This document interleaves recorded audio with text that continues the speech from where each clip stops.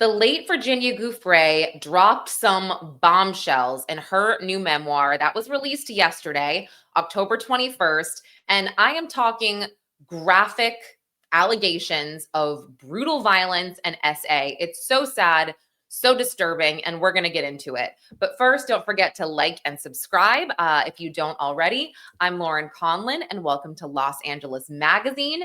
This is your daily pop culture, scandal, and crime news. All right. Virginia Giuffre, she sadly took her own life in April of 2025, and she was by far the most vocal Jeffrey Epstein survivor at the time. Or I should say Jeffrey Epstein and Ghislaine Maxwell survivor. But within the year prior of her taking her own life, she started working on this memoir. And again, it was released yesterday. And the memoir is called Nobody's Girl, a memoir of surviving abuse and fighting for justice. And to be fully transparent, I have not finished it yet. I started it yesterday. It's a lot. It's going to be one of those books that I have to put down and take breaks because it's so heavy. And that breaks my heart because Virginia Giuffre lived this. This was her life, her entire life. And knowing how her life ended is just it's a lot to handle. So again, I'm going to read you an excerpt that really kind of got to me, but just in general, there are some parts of the book where she details certain instances, and she doesn't really name names or names that we don't already know. Like, she does go into Prince Andrew. She describes being with Prince Andrew sexually at least 3 times before she was of age. So she was a minor. Prince Andrew has always denied these allegations, but Giuffre goes into the fact that she was also scared to push back against the royal family, knowing what happened to Princess Diana. She also gets into a horrible, horrible incident involving a minister, or she just refers to him as the prime minister.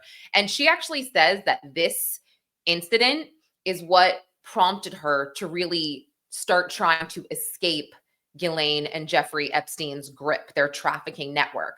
Now, this was 2002 with the prime minister, and she describes being on Epstein Island, and they actually called it, quote, Little St. Jeff's. That's how all the regulars referred to the island as. And she just said he brutalized her. He beat her. He raped. He choked her until she was unconscious, and she was left just, trigger warning, bleeding from the mouth and just other areas. And she was like, nope, that's it. I can't do this. Just absolutely heartbreaking. And she describes another instance where, Ghislaine and Jeffrey Epstein allegedly begged her to carry their child. And then they said, oh, but you're going to have to sign this and you're going to have to relinquish all rights. Just, crazy stuff. But something that I found, I guess, I don't want to say interesting because it's heartbreaking, but if you are not aware of a man named Jean-Luc Brunel, this was one of Ghislaine's acquaintances that she introduced Jeffrey Epstein to, and they all became, very close. He was French, and I say was because he died in 2022 by suicide in a Paris jail cell by hanging. And I don't know why I did that. You know what hanging is. So he was in jail on rape charges and sexual harassment charges. And again, while he was waiting for his case to go to trial, wow, he hung himself again, 2022, after Jeffrey Epstein. So there was an excerpt in the book that really just caught my attention. And wow, also like, what are the chances here? Jeffrey Epstein died by suicide, died by hanging, and so did his friend who was in the same position as him, let's say. But I posted this on my X account.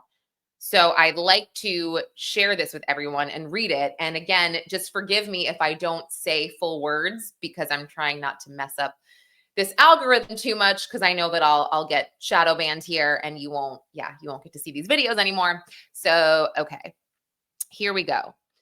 So I wrote, an excerpt from Virginia Giuffre's memoir about Jeffrey Epstein / Ghislaine Maxwell associate Jean-Luc Brunel. She alleges that Brunel once, quote, gifted Epstein with 3 French 12-year-old triplets. And then I wrote, what a coincidence that he also died by suicide in his jail cell in 2022. And by the way, his profession, Jean-Luc Brunel, he would recruit girls for modeling. He was that sketchball, that sleazy guy that's like, oh, you could be a model. Come with me. I mean, if that doesn't tell you enough right there, yeah. Okay. This is, again, Virginia Giuffre's memoir, which is out now. Quote, there were several of these men whose names I knew well, however, because they visited Epstein's homes so frequently. For example, the French modeling agent Jean-Luc Brunel, an old friend of Maxwell's, graped me repeatedly in New York and on Epstein's Island. Brunel, who was then in his 50s, was hard to miss. He favored loud clothing in bright colors and polka dot or paisley prints. Brunel ran MC2, a modeling agency that Epstein had invested in, and he was known for not only preying on the girls he represented, but also providing girls to other men. Epstein liked to boast that he'd had sex with more than 1,000 girls supplied by Brunel. On one occasion, Epstein told me Brunel sent him 3 French 12-year-olds, I think they were triplets, for his birthday. Epstein had sex with them, put them on a plane back to France. And on another occasion, Brunel had a group of talent scouts fly to Brazil in Epstein's jet to recruit underage girls off the soccer field there. They were delivered to Epstein for his use and then returned to Brazil. Epstein and Maxwell, in turn, gave me to Brunel to use again and again. Sometimes we all had S together.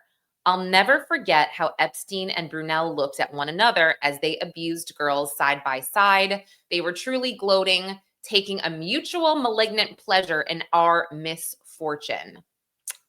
I'm horrified.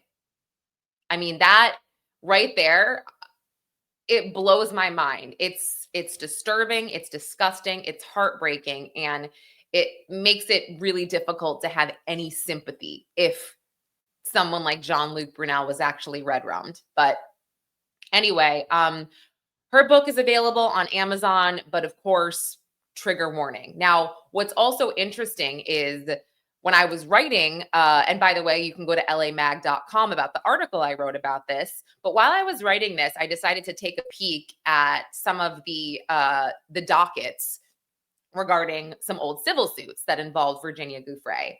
And there is a case actually, and it's a 2021 civil suit where a filing was just posted the day before her book was released. And I found that to be a bit chilling, but there was a lawsuit against Giuffre by a woman named Rena O. Amen. Again, this is 2021. But she claimed that Virginia accused her of being an Epstein co-conspirator and posted all this stuff about her on social media. And she's an artist. And, this did irreversible harm to her reputation. And she was demanding $20 million in damages to restore that reputation from Virginia Giuffre. Now, her lawyer, Virginia's, Kathleen Thomas, after Virginia died in April, she moved to dismiss this lawsuit. And the judge said, actually, no, we can't do that because we don't know who is handling her estate right now. So until we know who's handling her estate, the lawsuit remains. So Kathleen Thomas, Virginia Giuffre's lawyer, actually posted this filing on October 20th saying, oh, we have a hearing that we are going to schedule for November 25th to appoint an interim administrator to Giuffre's estate just to get this lawsuit dropped. So I was like, wow, that is very, very chilling. And I didn't really expect that. It's always interesting what you'll find when you pop into Pacer and enter some names.